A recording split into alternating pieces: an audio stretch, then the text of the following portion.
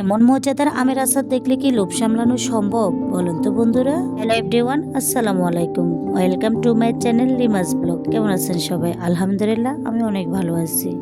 বন্ধুরা, নতুন একটা রেসিপি নিয়ে আবারও তোমাদের সাথে চলে আসলাম। আজকে রেসিপি তৈরি করব আমের আচার।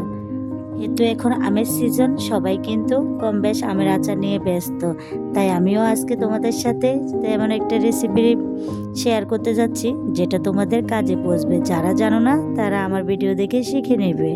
আমি আমগুলোকে ভালোভাবে ধুয়ে পরিষ্কার করে নিলাম। এখন একটা আমকে মাঝখানে কেটে ফালি করে নিলাম। এরপরে এক ফালিকে আবার 2 টুকরো করে নিলাম, 2 টুকরোকে আবার 4 টুকরো করে নিলাম।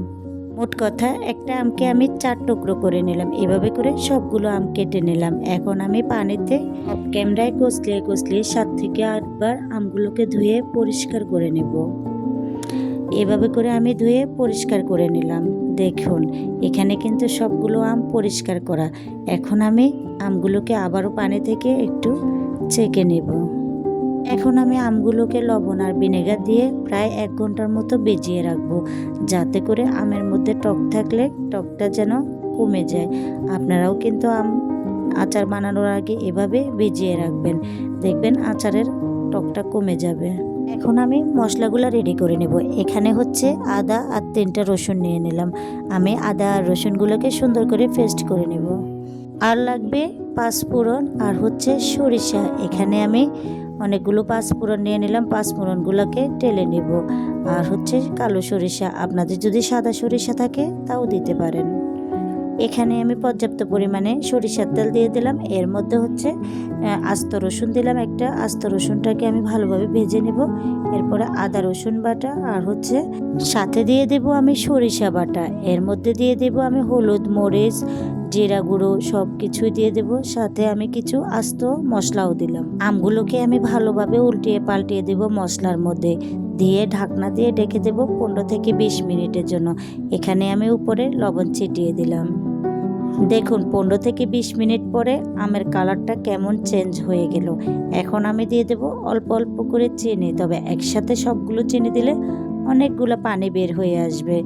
এরপরে কিন্তু পানিটা নিচে লেগে পোড়া ধরবে, তাই তো আমি অল্প অল্প করে চিনি দিচ্ছি। বন্ধুরা, তোমরাও কিন্তু একসাথে সবগুলো চিনি দিবে না, অল্প করে দিবে। যখন পানিটা বের হয়ে আসবে এটা শুকিয়ে নিয়ে আবার একটু দিবে, আবার একটু পানি শুকিয়ে আসলে আর একটু দিবে। এভাবে করে দিলে আমের আচার কখনো আর পোড়া লাগবে না। দেখো, এখন আমি কিন্তু নেড়েচেড়ে আবার ঢাকনা দিয়ে ঢেকে দেব। এরপরে কতটুকু পানি বের হয়েছে এবং কি আমটা মোটামুটি গুলেও গেল। এখন দিয়ে দিলাম সামান্য পরিমাণে লবণ, কম হয়েছে লবণ, আর হচ্ছে 5 ফোড়নের গুঁড়ো। বন্ধুরা, চিনি এত পরিমাণে দিলাম, আমটা কিন্তু প্রচুর পরিমাণে টক ছিল, চিনিতে হচ্ছে না, তাই তো আমি এখানে গুড় দিয়ে দিলাম। গুড় দেওয়ার কারণে এত সুন্দর কালার এসেছে আচারের, আর খেতেও কিন্তু খুবই টেস্টি হয়েছে, যেহেতু এটা বাচ্চারা খাবে তাই।